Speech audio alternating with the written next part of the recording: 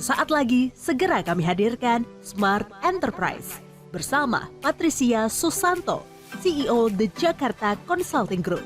Selamat mengikuti.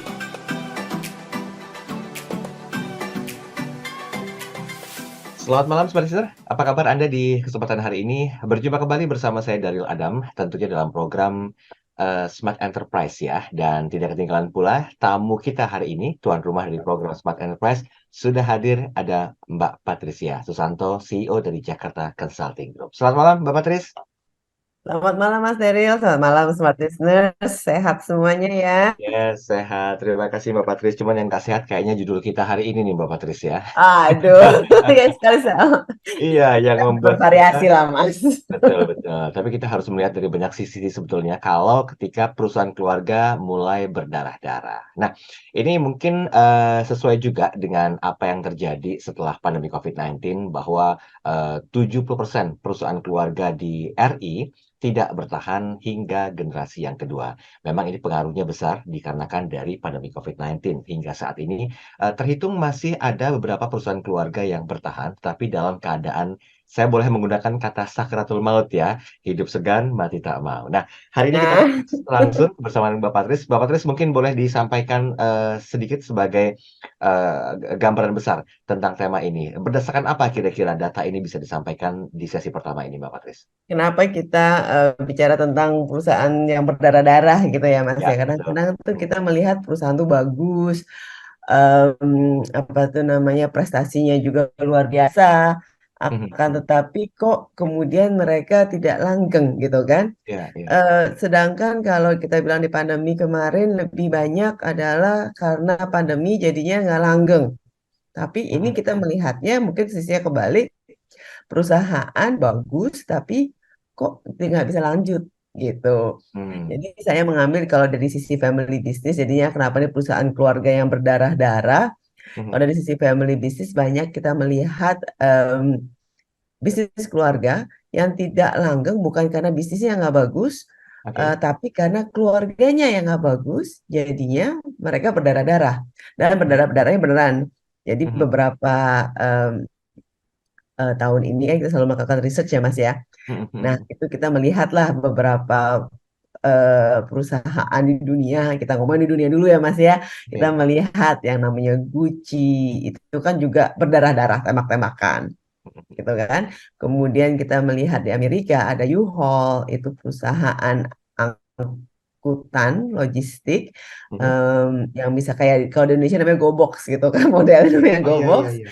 Nah, ini U-Haul ini mereka dari sejak 1946 berjaya, tidak pernah berhenti bertumbuh, tetapi antara orang tua dan anak malah berdarah-darah. Dan itu sampai ada menantunya ditembak, orang tuanya dimasukin penjara, eh, anaknya dimasukin penjara sama saudaranya, dan Oke. lain sebagainya. Jadi itu maksud saya ini adalah sesuatu yang sangat real yang kita temuin sehari-hari. Begitu juga kalau kita di Indonesia. Di Indonesia kita melihat yang paling parah mungkin dan yang paling terbuka ya, dan yang paling parah mungkin banyak, yang lebih parah banyak, tapi yang paling terbuka adalah dengan konfliknya adalah Nyonya Menir. Yang kita selalu ingat ya Mas, berdiri sejak tahun 1919 gitu kan. Wah, ini si Nyonya nih berdiri terus. Tapi ternyata pada saat dia melakukan suksesi itu tidak langgeng dan kemudian habis perusahaannya bukan karena tidak mampu orang-orangnya, tetapi karena konflik internal yang berkepanjangan dan bukan masalah bisnis. Itu yang kita mau angkat sebenarnya pada sesi ini. Oke. Kenapa sih jangan sampai ya perusahaan kita jadi perusahaan yang berdarah-darah? Karena tidak semua perusahaan itu bisa langgeng dan tidak semua perusahaan bisa tumbuh dan berkembang bersamaan gitu kan. Jadinya ini yang menjadi salah satu isu juga di perusahaan keluarga maupun di perusahaan partneran. Kalau sekarang kan kita banyak perusahaan partneran ya Mas ya, temennya kerjasama dengan temennya, kemudian Ya, keluarga ya. kita buat joint ventures. Mhm. Nah, di sini kita melihat harusnya jangan sampai nih perusahaan kita berdarah-darah kalau memang kita bisa melakukan prevensinya. Kalau di perusahaan keluarga tadi saya mention kayak di Gucci itu memang ternyata masalahnya dari zaman dulu. dari siblingsnya memang udah nggak cocok, kemudian ada sedikit favoritism dari orang tuanya.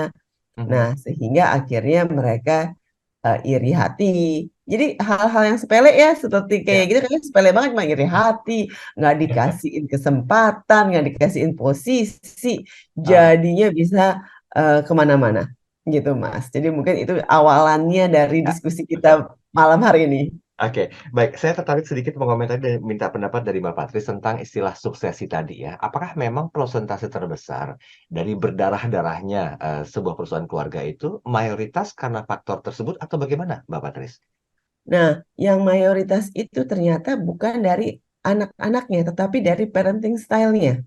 Oh, oke, oke. Jadi sebenarnya setelah kita telusur, Hmm. kenapa gitu kan? Kenapa sih ada perusahaan sudah besar tapi kok malah malah berdarah-darah gitu kan? Dan berdarah-darahnya benar-benar berdarah-darah Ya. gitu kan? Nah, itu ternyata kalau ditelusur bukan dari masalah suksesinya, tapi dari parenting style-nya. Jadi misalnya tadi itu kalau kita bicara tentang Gucci, itu dia karena ada favoritism. Kemudian kalau kita bicara tentang U-Haul yang dari Amerika tadi itu, Mas. Nah, itu kita menarik karena dia orang istrinya, istri pertamanya meninggal. Meninggal Hmm. dengan 6 orang anak. Hmm. Kemudian karena sang ayah nggak bisa membesarkan anak 6, ini banyak juga ya, 6 itu. Hmm. Sambil dia bekerja, dia merit lagi. Dia Oke. menikah lagi, kemudian dia punya anak lagi 5. Gitu Wah. kan?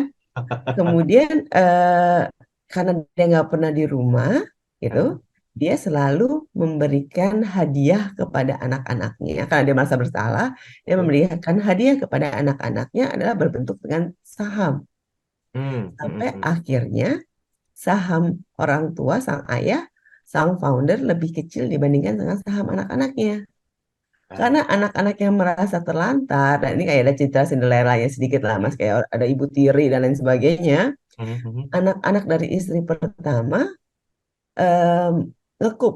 Jadinya dia pakai di take over oleh anak-anaknya sehingga anak-anaknya memecat ayahnya karena dia sebenarnya unsur utamanya adalah dia merasa di neglect apa di abandon apa ya Mas ya kalau di abandon tuh bahasa Indonesianya Dianaktirikan atau gimana? diabaikan. Oh, Bukan diabaikan. dianaktirikan, disayang, disayang banget orang tuanya itu sebenarnya sayang Ah, ya maksud anaknya karena tapi dia tidak. menganaktirikan bapaknya dalam sebuah istilah gitu ya? Iya, jadi dia tidak mampu mendidik karena dia nggak mampu mendidik, dia lebih Ah, mampu bekerja, oke. perusahaannya bertumbuh dengan pesat, tapi Mhm. dia tidak bisa memberikan waktu dan kasih sayang yang cukup kepada anak-anaknya. Oke. Anak-anaknya merasa tidak diurus. Begitu dia tidak diurus, Mhm. dia merasa ayahnya salah. Waktu itu ya biasalah kalau perusahaan kan naik turun ya, Mas ya. Iya, iya, iya, Nah, iya. pas turun dia mengatakan, ayah udah nggak mampu lagi. Kamu keluar giliran saya. Jadinya Ah, anak-anak dari istri pertamanya yang malah take over dan memecat ayahnya. mhm, Yang seru lagi, ada satu orang menantu yang sebenarnya sayang sekali dengan sang ayah mhm, yang mencoba menghalangi hal tersebut. mhm, Akan tetapi karena dihalang-halangi, mhm. ipar-iparnya, berarti anak-anaknya, Iya, nggak iya. seneng. Malah dia yang dibunuh. Jadinya tragis ceritanya kalau baca cerita Yuval. Kebetulan kita punya buku kecil ya, buku pocket books gitu kecil untuk Heeh, family business. heeh, Itu diceritakan di situ kita mengatakan bahwa itu tragis sekali karena menantunya sebenarnya membela, mhm, tetapi karena anak-anaknya nggak suka, menantunya katanya mhm. dibunuh oleh anak-anaknya. Kemudian sang ayah pergi ke media massa yang mengatakan di publik bahwa anak-anak saya yang membunuh menantu saya. Oh, apa Ah, nggak lebih runyam lagi? Jadi ini ayahnya pertama udah nggak ngurusin, kemudian dia iya, belain iya, iya. mantunya, wah runyam banget Iya, kan. iya, Nah, iya, ini iya. masalah emotionnya ini yang membuat runyam sebenarnya, Mhm. bukan masalah suksesinya. Jadi Oke, baik. tidak semata kita melihat suksesi, tetapi juga ada masalah-masalah lain loh di perusahaan keluarga yang bisa membuat perusahaan ini lebih kompleks dibandingkan dengan perusahaan-perusahaan sebelumnya. gitu, Baik, Mas. berarti ini kalau ditarik dari hulu hingga ke hilir, sisi parenting juga itu mendominasi dan juga berpengaruh ya terhadap ya sukses dalam mendidik anak sehingga punya apa ya, attitude, punya values, punya hal-hal yang positif lah untuk dibawa ke depannya Mbak Patricia. Yes, Oke, baik. banget, Kita Mas. break sebentar Mbak Patris, nanti sambung lagi di Ya, sesi berikutnya karena ini baru sebagian kecil dari fakta dan juga cerita yang terjadi. Dan saya juga nggak nyangka kok bisa setega ini, sekejam ini, dan sesporadis ini segala satu hal yang terjadi gitu loh. Bahkan mungkin nggak terlalu terekspos kalau di Indonesia ya tentang hal ini. Nah, nanti kita coba belajar banyak deh dari kisah-kisah yang disampaikan oleh Mbak Patricia Susanto. Apa sih sebetulnya yang harus dilakukan agar tidak kembali terulang dengan modus yang sama sehingga perusahaan-perusahaan keluarga ini yang tadinya berdarah-darah itu pelan-pelan bisa pulih, bisa sembuh, lukanya bisa tertutup, bisa ya mengering dengan cepat dan akhirnya bisa bangkit kembali. Tapi nanti di sesi berikutnya. Nah, kami mengundang Anda berinteraksi silakan di 0812 11 12 959 atau lewat kanal YouTube Smart FM. Jangan lupa untuk like dan juga subscribe. Kami kembali setelah jeda komersial berikut ini. Tetaplah bersama kami, Smart Enterprise, bersama Patricia Susanto, CEO The Jakarta Consulting Group. Smart FM, the spirit of Indonesia, part of Kompas Gramedia Radio Network. Kami hadir bukan sekadar menghibur. Kami hadirkan berbagai program berkualitas, membuka wawasan, menginspirasi, dan menguatkan, melewati berbagai krisis dan situasi penuh tantangan. Menjadi panduan pengambilan keputusan bagi para CEO, direktur, manajer, profesional, dan pelaku bisnis di berbagai bidang dengan SIS AB+, serta rentang usia 25 hingga 45 tahun. Agar bisnis dan karir yang dibangun berkembang serta melaju seiring perkembangan zaman, dijalankan sepenuh hati, penuh kecintaan, tanpa kehilangan jati diri, selalu memiliki pandangan terbuka dan luas. Smart FM Network hadir untuk Anda di sejumlah kota di Indonesia. Jakarta, Yogyakarta, Surabaya, Medan, Palembang, Pekanbaru, Banjarmasin, Balikpapan, Makassar, dan Manado. Menjangkau Anda melalui berbagai platform digital dan media sosial, streaming, podcast, YouTube, Instagram, Facebook, dan Twitter. Meningkatkan peluang produk dan jasa Anda semakin dikenal, dipercaya, dan dipilih konsumen cerdas. Dengan dukungan tim activation kami yang kreatif dan profesional, jaringan yang luas, serta kolaborasi dengan unit Kompas Group of Media lainnya, kami merupakan mitra yang tepat untuk membangun brand awareness produk Anda. Smart FM, mendukung pertumbuhan serta kemajuan karir dan bisnis Anda. Smart FM, the spirit of Indonesia.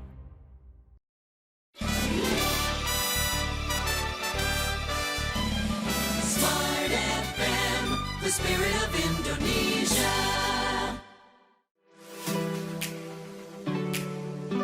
Kembali Anda ikuti Smart Enterprise bersama Patricia Susanto, CEO The Jakarta Consulting Group. Baik, terima kasih Anda masih terus bersama kami dalam program Smart Enterprise bersama dengan Mbak Patricia Susanto. Beliau adalah CEO dari Jakarta Consulting Group ya. Dan tema kita hari ini memang cukup membuat ya ketakutan, bergidik dan juga takjub, waspada juga tentang hal yang berhubungan dengan family business yang berdarah-darah. Tetapi mungkin bagi banyak orang yang tidak mengetahui behind the scene atau segala macam kejadian yang terjadi seperti yang disampaikan Mbak Patris, mungkin mengira bahwa sebetulnya kebanyakan perusahaan-perusahaan keluarga yang berdarah-darah itu adalah mereka yang bangkrut karena mungkin tidak bisa beradaptasi dengan kemajuan zaman. Enggak seperti itu juga gitu loh. Kasus-kasus yang disampaikan oleh Mbak Patris itu memang lebih identik kepada masalah internal, bukan masalah people yang ada di dalam perusahaan itu yang tidak mau beradaptasi dengan perkembangan digital. Itu yang pertama. Yang kedua, kebanyakan orang merasa bahwa gara-gara pandemi COVID-19 kali cash flow-nya nggak berputar sehingga nggak mampu gaji SDM kali. Akhirnya ya udah bangkrut. Nggak juga gitu loh. Konotasi berdarah-darah itu sebetulnya bisa masuk ke banyak hal ya Mbak Patris ya. Tapi ada nggak Mbak Patris kalau boleh belajar dari pengalaman perusahaan keluarga di luar negeri yang mungkin harus berdarah-darah secara fakta karena memang switching dari pandemi COVID-19 menuju ke era endemi ini. Ada nggak kira-kira kasusnya Mbak Patris? Maksudnya gimana, Mas? Mereka baik-baik saja sebelum pandemi, masuk Secara pandemi bisnis atau COVID-19. secara emosional? Boleh kita lihat dari dua sisi nih, karena dua-duanya berperan penting juga nih dalam kelangsungan usaha nih. Kalau sekarang kita melihatnya sebenarnya yang berdarah-darah itu kalau dari sisi emosionalnya Ah, itu memang tidak hanya karena dari pandemi gitu ya. Itu dari emosionalnya dulu ya Mas ya. ya, ya, ya. Dari sisi emosionalnya itu tidak dari sisi pandeminya. Jadi pandemi become a trigger gitu kan. Karena recession jadi dia become triggernya. Tetapi sebenarnya kalau kita lihat selalu sudah ada hal-hal seperti itu. Jadinya kalau kita lihat banyak yang kasus-kasus kalau di Amerika di luar negeri itu ada yang bunuh diri, ada yang kemudian ada yang meninggal mendadak gitu kan, cardiac arrest mendadak gitu kan, itu Ya, biasanya ya. kode-kode bahwa mereka sebenarnya ada sesuatu yang tidak sehat lah gitu di dalamnya, bukan secara fisik ya, tetapi karena memang ada mental health atau memang eh, apa tuh namanya plotting untuk pembunuhan gitu loh, dan itu sebenarnya sangat real. Begitu juga bukan hanya di film-film ya. Kadang-kadang saya Betul. kalau karena kita cukup dekat dengan dunia family business, waktu kita nonton film sama dengar ceritanya, oh ternyata film itu based on true story ya, gitu. Karena mereka benar-benar ada hal-hal yang seperti itu. Akan tetapi yang menarik juga karena kalau di perusahaan keluarga atau di perusahaan yang non keluarga pun yang terjadi adalah bisnisnya itu berdarah-darah secara financial. Itu kita sudah bahas ya Mas ya. Banyak yang tutup, banyak yang nggak bisa bayar rent, harus PHK dan lain sebagainya. Itu sudah umum dan sekarang mereka bounce back. Ada juga perusahaan-perusahaan yang sudah besar tetapi tidak bounce back karena tadi itu biasanya ada emotional damage. Jadi yang kita bicarakan bukannya saya advocating emotional ini ya apa tuh namanya wellness dan lain sebagainya. Saya bukan orang yang tepat untuk melakukan hal tersebut, tapi itu menjadi salah satu yang sangat penting gitu. Karena emotional wellness itu, emotional maturity itu sangat diperlukan dalam kita melakukan family business. Nah, emotional maturity di sini, Mas, yang menarik adalah bukan tergantung umurnya, tetapi dari kedewasaan cara berpikir. Ada yang umurnya 60 masih berantem dengan hal-hal yang sangat-sangat sepele. Tapi ada yang umurnya 20, 30 yang sudah lebih mature daripada orang yang umur 60 gitu kan. Jadinya emotional maturity ini very very important dalam kita bergerak dalam dunia bisnis. Nah, kalau ditanya contoh-contohnya apa saja ya, aduh saya kalau ditanya gini kadang-kadang saya malah bingung ya, malah ngakon gitu. Nah, yang menarik itu kalau kita lihat beberapa kasus deh kalau yang sekarang berdarah-darah. Kita ngambil yang gede aja deh, Twitter. Apakah dia nggak berdarah-darah sekarang, Mas? Oh iya, iya, Ya, betul. diambil sama Elon Musk. Who will think that he's like yang biasanya the god of technology yang dipuja-puja gitu kan. Ya, ya. Itu yang ngambil kita like yang, nggak salah ya. Dengan ide-ide yang nggak salah ya. Saya bisa saya bisa bayar $8 dapat blue tick dan lain sebagainya. Itu kan damaging from within. Nah, Ya. itu kita bilang berdarah-darah. Kita juga bilang mental illness itu menjadi jadi kayak ngomongnya kayak mental illness nih. Kita bicara Adidas dengan Yeezy-nya sekarang itu juga berdarah-darah tuh. Adidasnya berdarah-darah, Yeezy-nya sih nggak berdarah-darah. Ya. Adidasnya berdarah-darah. 1 billion worth of shoes, 1 miliar US itu berapa tuh Mas? Nolnya banyak banget tuh kalau nggak Banyak salah. deh pokoknya deh. Banyak gede deh, nolnya banyak ya. Dan itu sepatu semuanya. Dan itu mangkrak. Itu karena cuman satu atau dua orang yang off. Nah, hal-hal seperti itu yang sebenarnya kita harus jaga. Nah, itu bagaimana cara menjaganya, bagaimana cara kita controllingnya.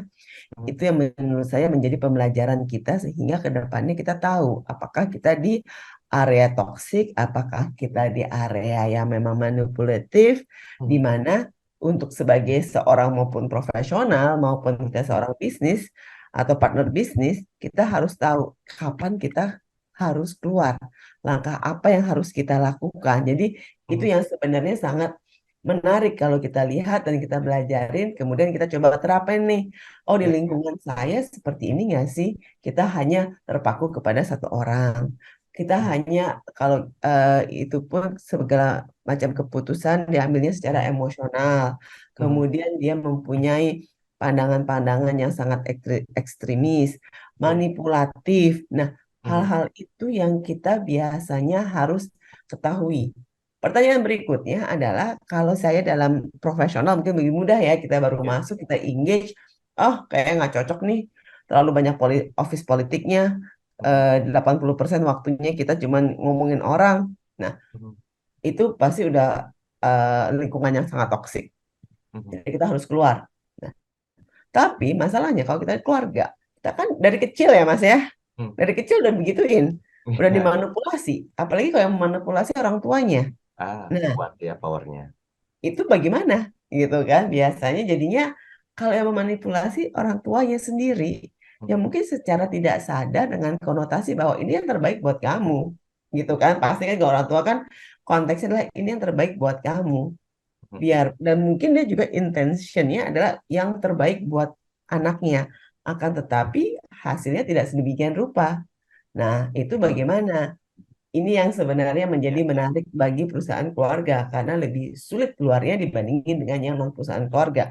Kalau kita profesional, kita kerja, ya udahlah selesai gitu kan Mas. Kalau masalahnya kalau kita dari kecil udah begini udah nggak tahu lagi ini bener apa salah.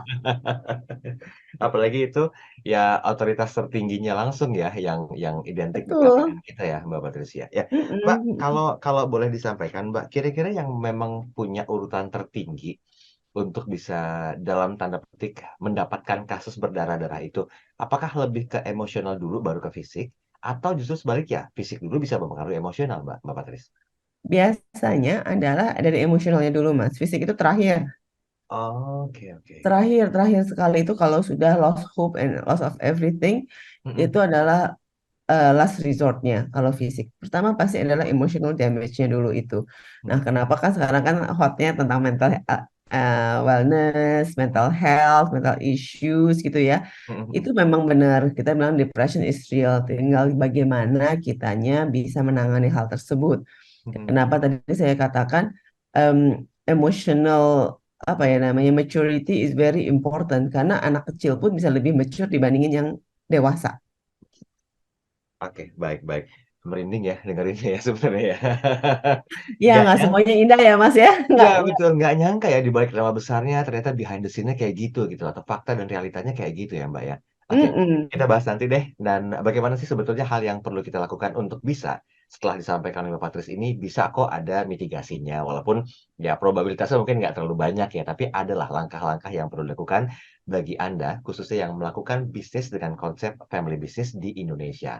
Apa sih yang perlu dilakukan? Tetaplah bersama kami, Smart Enterprise, bersama Patricia Susanto, CEO The Jakarta Consulting Group. Komersial berikut ini. Tetap bersama kami.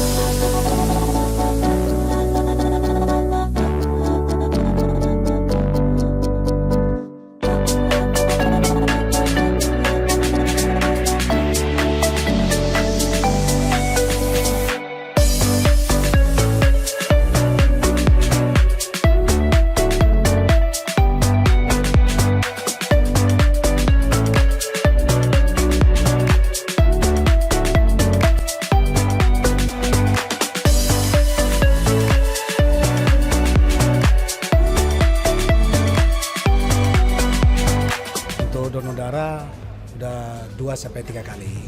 Nah, dengan senang hati sih, tidak ada masalah. Yang penting sehat itu ya. Ya kalau saya pribadi seharusnya diterus-terusan ya. Maksudnya artinya secara berkala, secara kontinu. Jangan hanya sekedar buat, tapi ini karena ini tujuannya adalah untuk menolong manusia, sesama manusia dimanapun berada. Seperti itu. Untuk acara sendiri saya senang gimana ya? Sebetulnya untuk acara yang seperti ini lebih bisa ditingkatkan lah. Kalau misal ada acara ulang tahun kah atau apa, mungkin bisa diadakan lagi gitu. Oke. Mungkin ada yang lain gitu. Untuk info sendiri saya dapat langsung dari info WhatsApp di Smart FM. Dari info itu saya langsung daftar di beberapa hari lalu, kemudian saya datang ke lokasi langsung hari ini.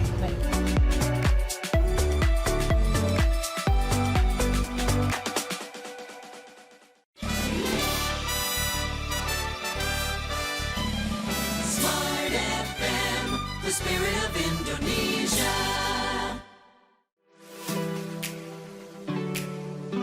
Kembali Anda ikuti Smart Enterprise bersama Patricia Susanto, CEO The Jakarta Consulting Group.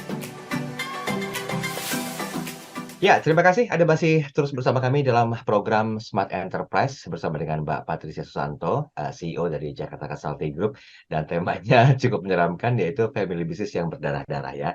Nah, kalau Anda sudah mendengarkan kami dari mulai sesi pertama dan sesi kedua tadi, di sesi pertama memang saya minta kesediaan Mbak Patricia untuk menyampaikan beberapa kasus yang intinya ini akan mendorong kita untuk memberikan banyak sekali bentuk antisipasi, walaupun kayaknya probabilitas untuk antisipasi itu besar atau kecil sih Mbak dengan kasus yang disampaikan tadi Mbak? Sebenarnya tinggal, nah ini pertanyaan menarik sih Mas, besar atau kecil gitu kan, tergantung. Kalau kita lihat dari populasi ya pasti cukup kecil lah, tapi sebenarnya kalau dari apa tuh namanya dari dunia bisnis itu Hmm. cukup besar. Karena mungkin kita bisa bilang 5% itu cukup besar ya. Jadi karena impact-nya bukan hanya kepada 1-2 orang, tapi kepada ribuan orang karyawannya juga gitu kan. Ya, Jadi eh, itu cukup besar sebenarnya kalau dalam dunia bisnis gitu. dunia bisnis ya. Nah, Oke, boleh Mbak kita yang sudah terjadi ya. Karena kan biasanya kan banyak orang yang menganggap itu hanya sebagai sebuah pengalaman. Ah, enggak lah, saya yakin lah misalnya generasi kedua saya itu udah bisa memajukan, bahkan generasi berikut-berikutnya juga udah bisa menjayakan lah. Nah, tapi kan ini kan berbanding terbalik gitu kan dengan apa yang disampaikan Mbak Patris gitu loh. Yang sebesar itu aja, itu bisa hancur-hancuran, bisa berdarah-darah gitu loh. Bagaimana dengan yang baru merintis? Nah, kan kadang-kadang ini jadi sebuah pembelajaran. So, apa yang perlu menjadi sebuah atensi, khususnya Mbak, bagi para pelaku bisnis yang dengan konsep family business ini bisa kecil kemungkinannya untuk berdarah-darah. Dari sisi emosional seperti apa memanagenya, dan dari sisi yang lainnya seperti apa? Silakan Bapak Tris. nah, kalau kita tuh melihatnya begini Mas, karena kalau mereka itu besar gitu kan, biasanya yang berdarah-darah itu yang besar, yang kecil nggak begitu. Hmm. Karena kenapa? Karena a lot of stake, a lot at stake. Jadi kalau kita berantem uang kecil ya udahlah ya gitu Mas, kita cari sendiri gitu Iya, kan, iya. kasarnya seperti itu. Ah, ah, Tapi gini deh, kalau kita punya restorannya satu, kita ah. nggak akan sampai berdarah-darah, gitu kan? Oke. Yang diberantemin nggak terlalu besar, gitu kan? Tapi kalau kita punya restoran, tapi ada 100 cabang, Mhm. wah semangat kan? Nah Iya, iya. itu sebenarnya kenapa kalau yang berdarah-darah fantastis itu biasanya kita melihat juga mereka punya akses. Akses itu yang bisa didapatkan dengan adanya akses gitu kan. Dari akses itu adanya kita ada kelebihan-kelebihan yang kita bisa dapat itu biasanya karena mereka punya uang yang lebih. Jadi masalahnya bukan uang, bukan lagi uang, Oke. beyond that. Jadi masalahnya itu selalu kalau kita lihat adalah bukan uangnya. Uangnya emang nggak pernah masalah kalau kita bicara dalam skema yang sangat besar ini, tapi lebih ke emotional damage-nya itu sendiri. Nah, yang menarik sebenarnya adalah orang tua itu sudah tahu apakah anak kita itu akur apa enggak. Yang Hmm. masalah biasanya kenapa kalau kita urut-urut ya selalu di Ya. orang tuanya. Mhm. Karena udah tahu anaknya nggak akur. Dari kecil kalau main, kalau kesenggol aja udah marah-marah, udah berantem. Waktu kuliah nggak pernah mau suruh jemput-jemputan. Waktu makan malam juga nggak pernah ngomong. Waktu udah apa tuh namanya kemudian waktu mereka menikah, istri-istrinya apa suami-suaminya juga nggak pernah ketemu, ketemu seperlunya. Kalau orang tuanya ulang tahun, Natal, tahun baru, Lebaran gitu lah misalnya. Nah, begitu disuruh kerja bareng. Yang salah siapa sekarang? Iya, iya, orang tuanya. Udah tahu nih dari kecil gitu kan? Ya, iya, iya, iya. Ya, yang salah siapa? Ya orang tuanya. Kenapa? mereka seperti itu. Karena di luar, terutama di Asia, kita mau terlihatnya sebagai keluarga bahagia, gitu kan, Mas? Jadi pressure bahwa keluarga bahagia, segala macam program itu tuh sebenarnya memberikan pressure kepada keluarga untuk menyatakan bahwa kita itu keluarga bahagia. Anak-anak bisa kerja di sini, kita Iya. bisa bareng-bareng membesarkan perusahaan. Akhirnya berdarah-darah, sedangkan anaknya dari dulu juga udah nggak cocok. Jadinya jangan dipaksakan. Ini adalah ego keluarga atau ego orang tua. Ya, Ah, ini yang menjadi salah satu kuncinya. Kita harus sadar. Ya udah kalau anak kita nggak akur, ya nggak apa-apa, nggak ada yang orang lain ngomong, biarin aja mereka ngomong, nggak bantuin juga kan, Mas? Orang iya, lain kan ngomong, keluarganya nggak bahagia nih, iya. keluarganya Patricia nggak bahagia, nggak pernah Amit-amit. ketemuan. Ya dia ngomong juga nggak bantuin kan, Mas? Ya udah Iya, biarin aja. netizen biasa lah begitu ya. Biasalah, kadang-kadang masalahnya kita maksakan bahwa kita mau kelihatannya sebagai holistic family. Nah, itu yang menjadi pressure-nya. Kenapa kita juga mengangkat topik ini di beberapa tema kami Jakarta Consulting Group, karena kita melihat kasihan juga ya kalau kita fokusnya adalah growing together in harmony gitu kan, weh. Wah, beban banget Indah dong, gitu pressure kan, juga. Itu Mas. PR banget sebenarnya Mbak ya. Life is so good. Nah, tapi kan tidak pernah seindah bungkusnya. Iya, iya, Nah, iya, iya. jadinya kita membawakan topik ini juga mengatakan kepada para keluarga family business, is okay kok kalau memang realitasnya nggak cocok. Lebih Mhm, baik dipisah daripada mhm. dipaksakan, tidak ada yang happy, malah nanti tragis. Nah, itu sih Mas, kenapa kita mengangkat topik ini di beberapa forum kita juga adalah it's okay. Yang penting keluarganya sehat. Sehat itu bukannya harus ketemu setiap minggu kok. Sebulan sekali, 2 bulan sekali, setahun sekali juga nggak apa-apa. Oke. Yang penting memang kita seperti ini dan kita sadar dan kita happy dengan diri kita. Jadi ke arahnya ke situ. Kenapa ini kita melihat, kita juga nggak mau masukin terlalu pressurize kepada keluarga-keluarga ini ya untuk, oh ya kita harus happy dan lain sebagainya. Tapi tidak. Yang penting tadi itu kita menerima kenyataan bahwa anak kita memang nggak cocok, mendingan mereka kita bagi-bagi aja dari sekarang. Karena Iya. kalau orang tua yang membagi, Mhm. akan selesai. Dibandingkan nanti mereka diserahkan dan untuk mereka bisa bagi sendiri. Nah, Oke. di sini kami juga katakan, orang tua jangan dibagi semuanya ya Bapak Ibu ya, gitu. Mhm. Simpen buat Bapak Ibu juga. Karena sudah ada pelajaran-pelajaran dari keluarga-keluarga lain. Adalah kasus-kasusnya.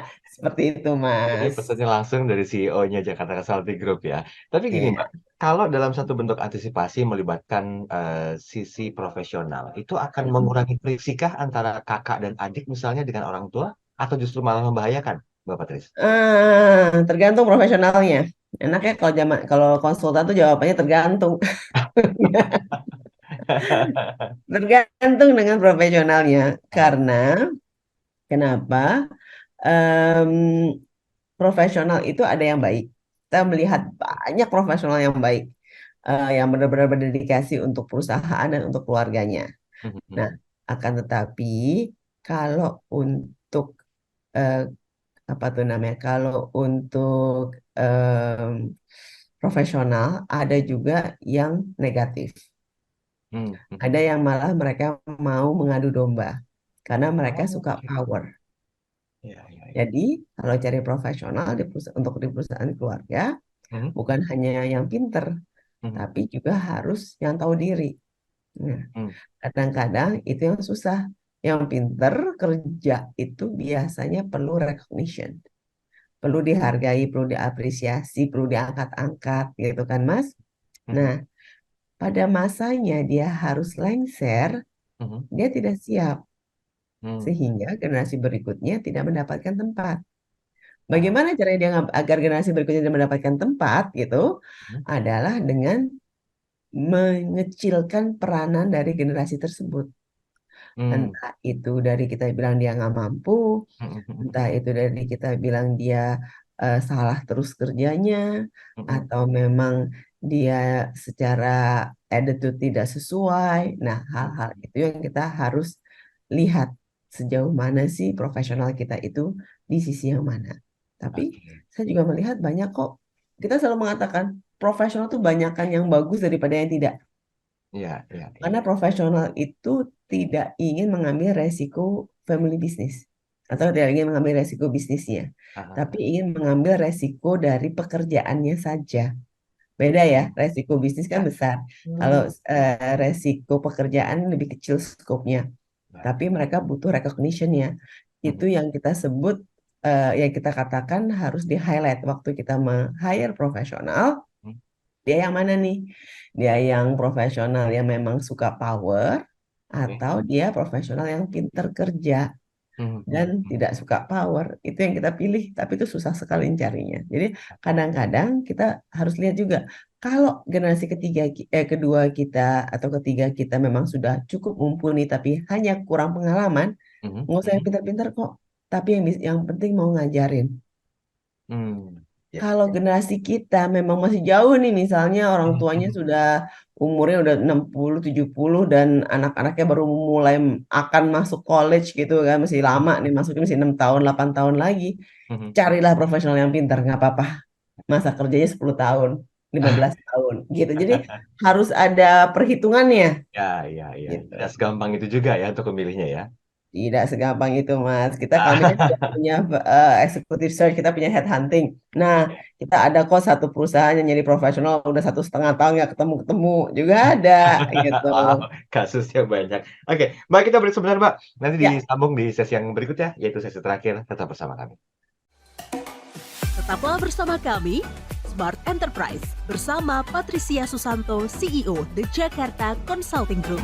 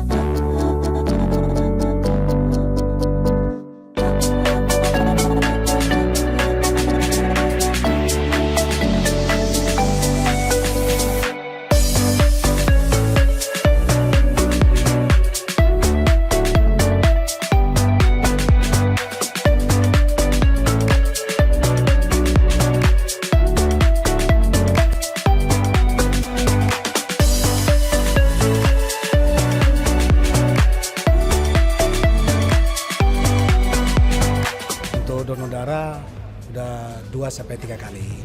Nah, dengan senang hati sih, tidak ada masalah. Yang penting sehat ya, ya. Ya kalau saya pribadi seharusnya diterus-terusan ya. Maksudnya artinya secara berkala, secara kontinu. Jangan hanya sekedar buat, tapi ini, karena ini tujuannya adalah untuk menolong manusia, sesama manusia dimanapun berada.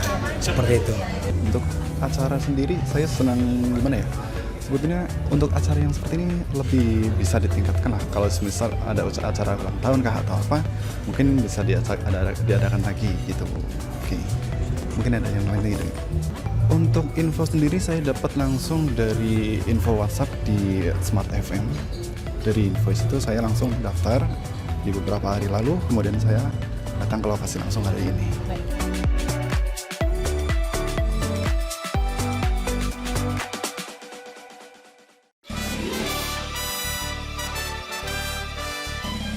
Smart FM, the spirit of Indonesia.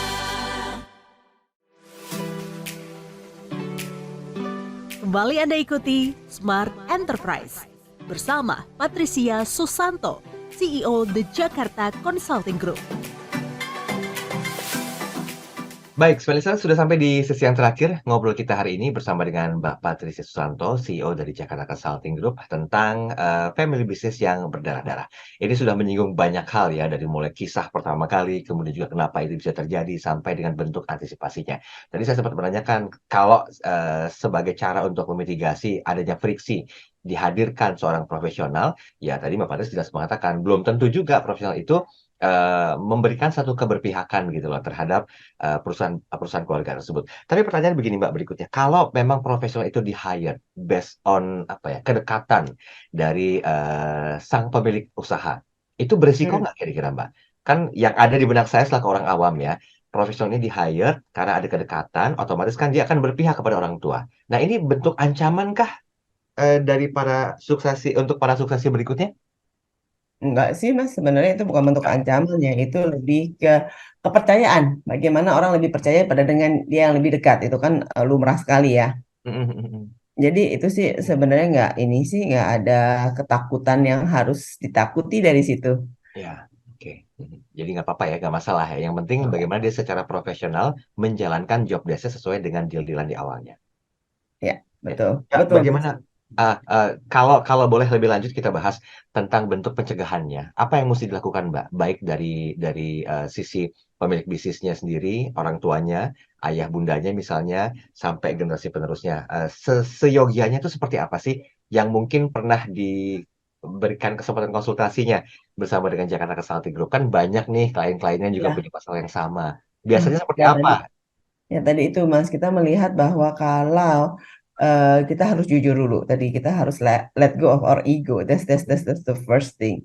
Kita harus jujur dulu, kita harus lihat dengan situasi kita ada di mana. Kalau memang anak-anak kita tidak rukun, tadi itu ya udah jangan dipaksakan. Kemudian kalau kita merasa di situasi di keluarga kita tidak sehat, kita harus keluar. Nah, not easy kan, Mas? Bagaimana kita tahu yang kita nggak sehat? Karena gini, pertama identifikasinya semuanya diuangkan. Topiknya uang, waktu dihitung dengan uang, kesuksesan dihitung dengan uang, kegagalan dihitungnya juga dengan uang, semuanya itu dihitungnya pakai uang. Diajarinya hitung-hitungan, jadi keluarga tuh berhitung. Salah satu yang kelihatan adalah kalau sudah mulai berhitung dalam mengurusin keluarga itu sendiri. Ayahnya sakit, ya kan saya udah, kok kamu enggak sih, nggak gantian. Ini loh kalau kamu, saya kan nggak kerja, kamu kan bisa kerja. Nah, udah kayak gitu tuh. Itu biasanya sudah itu tuh masih ranah-ranah awal ya. Tapi kalau udah yang berat itu biasanya orang tuanya sudah mengatakan mendidiknya dengan uang. Jadinya kalau kamu bagus ya saya kasih, kalau kamu jelek saya nggak kasih. Kemudian kalau kamu ini ya, kalau kamu salah kamu udah ngabisin uang segini diulang, ulang tiada hentinya. Dan itu dihitung-hitungan. Nah, itu biasanya adalah di daerah yang toksik. Kemudian kalau kita bicaranya hanya untuk satu orang, yang penting itu satu orang, ada satu orang didewakan, ya udah kalau dia ngomong apa diturutin, semuanya diturutin. Yang lainnya tidak diberi kesempatan untuk berkembang, itu juga nggak benar. Nah, hal-hal seperti itu yang kita harus keluarkan, begitu Mas. Jadinya kita harus identifikasi dan kita harus sadar. Masalahnya tadi yang di sesi sebelumnya kita bicarakan, kalau kita nggak sadar bagaimana, karena kita udah kebiasaan. Nah, biasanya harus ada orang lain yang mendorong itu. Kenapa kita mengatakan pergaulan itu harus luas. Nggak boleh hanya bergaul di lingkungan yang sama. Bergaullah dengan orang yang berbeda dengan kita kesehariannya. Karena kalau tidak kita nggak akan tahu. Oh kita lihat keluarga lain. Oh seperti ini ya. Oh oke. Baru kita tahu ini yang benar. Oh ini yang kan you have your own feelings ya. Seperti itu. Jadi tidak semua orang itu sadar bahwa mereka ada di lingkungan yang tidak sehat.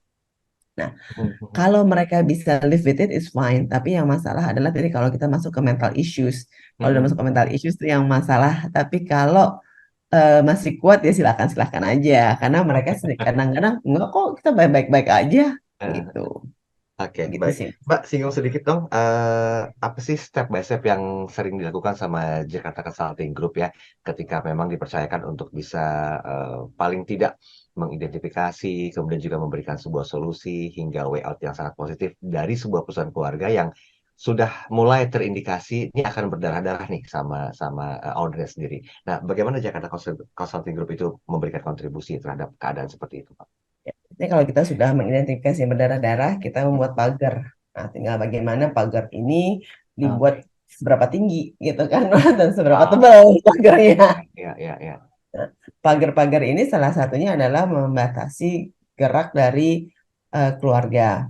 Kemudian kita juga membatasi gerak dari anak-anak dan profesional juga. Jadi mulai dibangun pagar-pagar. Kalau dibilang, oh kok kita jadi nggak sinergi, ya memang bukan itu inti dari bisnis ini lagi gitu loh Mas. Jadi kenapa tidak semua orang harus growth in harmony gitu kan? Bisa juga growth by yourself gitu. Nah itu nggak ada salahnya loh gitu kan.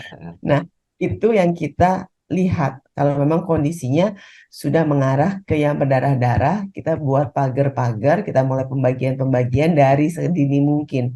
Jadinya ke depannya mereka bisa lebih langgeng gitu, Mas. Oke, baik. Butuh berapa lama waktu kira-kira Mbak untuk bisa merampungkan Tergantung seberapa jujurnya keluarga. Ada yang cuma 3 bulan, ada yang bisa 6 bulan belum selesai. Tergantung seberapa jujurnya keluarga. Karena kadang-kadang yang sulit itu adalah kita ini harus kompak untuk orang tua, gitu kan? Wih, tepuk tangan. Setelah itu di belakangnya beda lagi ceritanya. Kumpul lagi, enggak kita tuh akur kok. Oke, tepuk tangan lagi, beda lagi. Nah, ini yang menjadi salah satu penghalang kalau kita nggak jujur dengan diri kita sendiri. Oke, baik. Ini waktu kita nggak cukup banyak, Mbak Patris, tinggal 2 menit tersisa. Boleh kita review sedikit, termasuk memberikan konklusinya, serta saran dan juga tipsnya untuk bisa Ini menghindari berdarah-darah. kalau untuk topik hari ini memang agak berbeda dengan topik yang biasa. Oh, kita harus tumbuh kembang dan lain sebagainya ya, Mas ya. Nah, ini kita agak U-turn gitu kan, bahwa ya nggak apa-apa kok. Yang penting tadi itu keluarga itu dinomorsatukan dibandingkan dengan keuangan.